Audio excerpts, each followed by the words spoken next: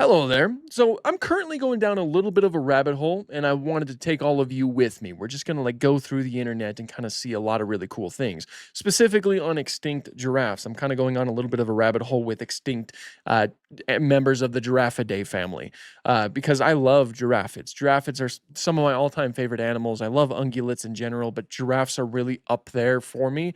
Today, there are only two members of the giraffid family left, that being, of course, the giraffes and the okapi. Not too many, all things considered, especially considering the fact that in the past there's been more throughout the Earth's history, like Civatherium. Let me actually pull it up for you real quick. Such as with Civatherium right here. Civatherium is one of my all-time favorite extinct animals, period. It's a very fascinating giraffid. So first of all, it's got these huge, like antler-like structures on top of its head, and those seem to be only present on the males. The females likely would not have had them. On top of that, Civatherium is this incredibly robust animal, which is pretty different from modern day giraffes that are overall a lot more lanky and a lot more, I suppose, gracile. And because they were so robust and so heavily built, it's likely that they might have been among the largest of the giraffids, at least in terms of weight. They also do have these ossicones right here, which those ossicones, you do see those on modern day giraffes. They're those weird horn-like structures on top of their head. Cool fun fact about them, you can actually identify a male giraffe by looking at those ossicones, because what giraffes will do is they'll hit each other with those ossicones. And when males, like the male giraffes, will do that, and when they do that, it actually takes the hair off of the top of the ossicone. So male giraffes, they won't have any hair on top of their ossicones, whereas the female giraffes, since they don't really perform that, at least not as frequently, they will actually have hair on top of the ossicones. And actually, it's possible that the same thing might have been true for something like Civatherium. But you'll also notice the Civatherium is, again, it's not nearly as tall as something like a modern day giraffe. Let me pull up a picture to, like, a piece of paleo art so you can really get the gears turning. Like this really cool piece of art right here that showcases Civatherium in a really good light, I think. Like, isn't that just cool? It's so heavily built. It's not nearly as tall as other giraffids that we know and love, and it's just got huge, awesome head ornamentation. It's got those ossicones, as I mentioned before, and just a really huge, like massively built body. And it actually wasn't that long ago that Civatherium used to exist. It went extinct around 1 million years ago, which means it went extinct around like the early Pleistocene. Of course, it did live in Africa as well.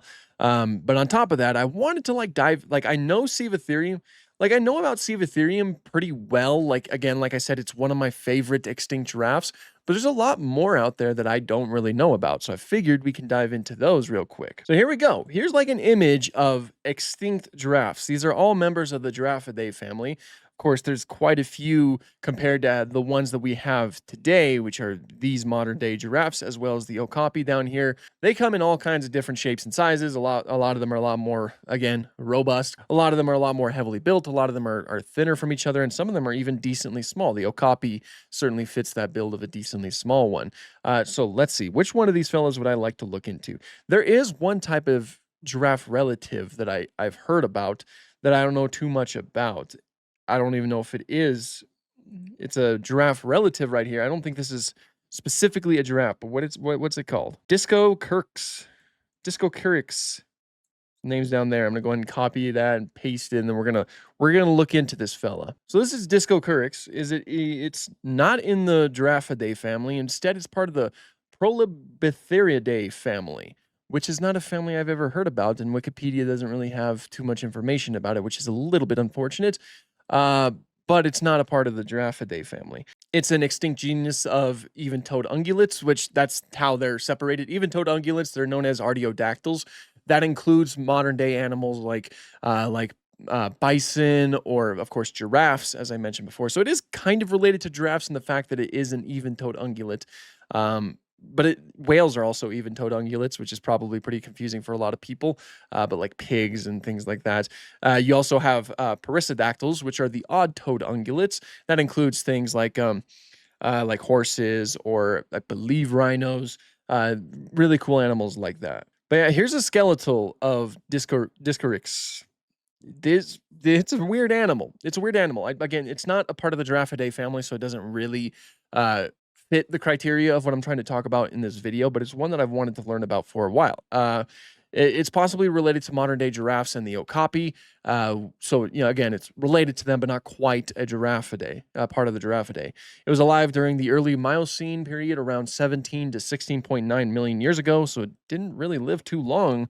If this is to, if we're to go off of this, fossilized remains of the animal were discovered in the Halamagai Formation, located in northwest China.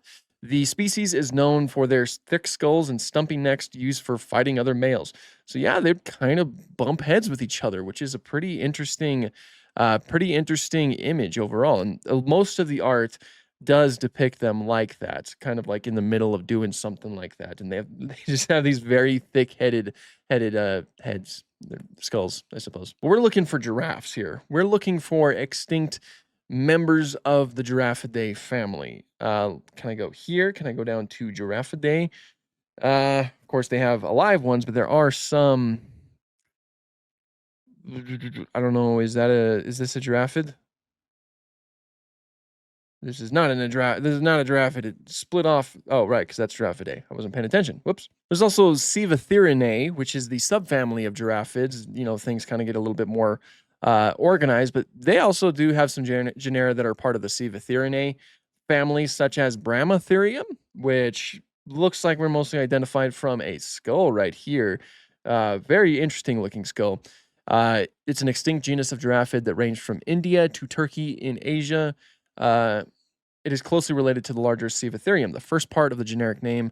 Okay, let's see. Let's get the description. Brahmatherium was built very similarly to Cevatherium. Alive, it would have resembled a heavily built okapi, which is really interesting, and had a crown-like set of 4 radiating ossicones. So they have 4 ossicones, which is interesting. Fossils and examination of teeth in particular suggested that living animals dwelled woodlands and wetlands.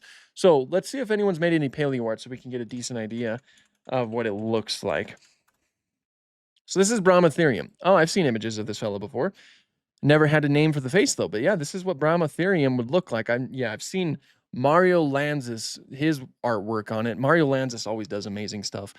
This is what it looks like. It's not, of course, not nearly as tall as modern day giraffes, but yeah, it does. I guess these are described as 4 separate ossicones, and they they certainly look very different from the ossicones that you would see on modern day giraffes.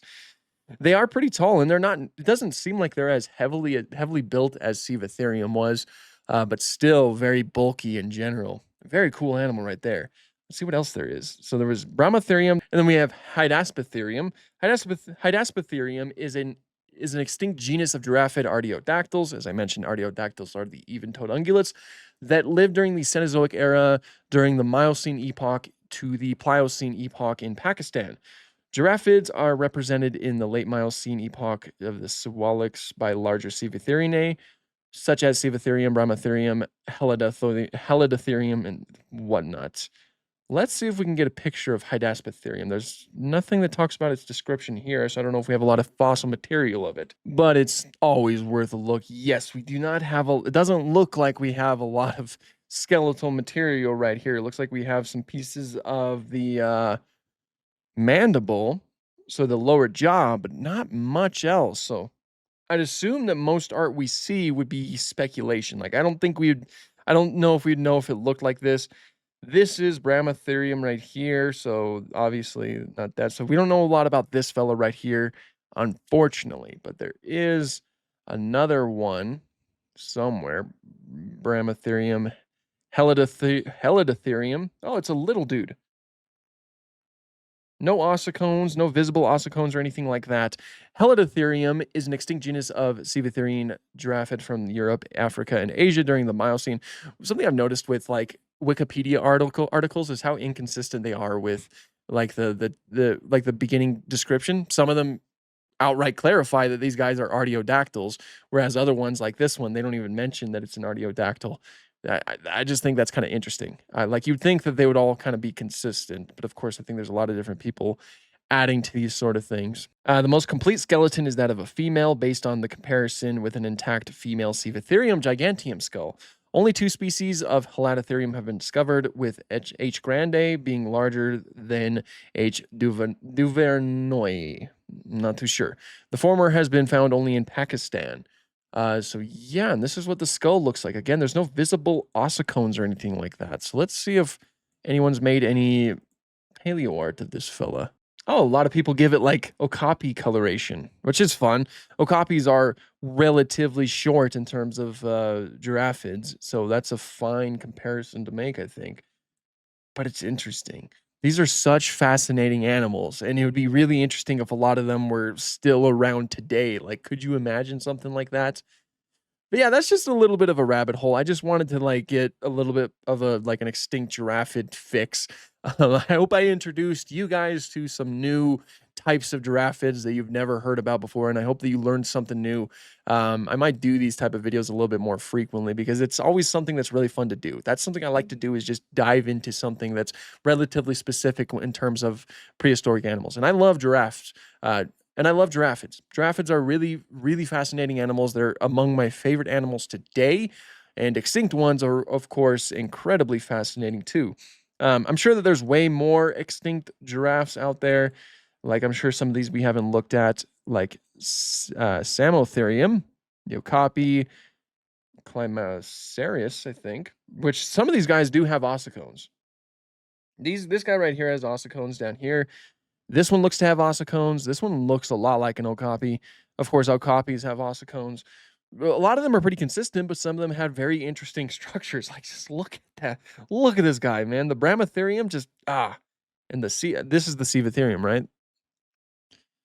I gave it almost a little bit of a proboscis, which is interesting. I think that's like a more outdated take on it because more recent ones don't really have it look quite like that. A lot of recent reconstructions make it look like this. Where can I get this figure, by the way? I'd like to get that figure. The spider. Wow, the giraffe patterns, it's very cool. But yeah, those are some extinct giraffids. Um, let me know what you guys think. They're cool, aren't they? I love them. But thank you guys so much for watching and have an awesome day.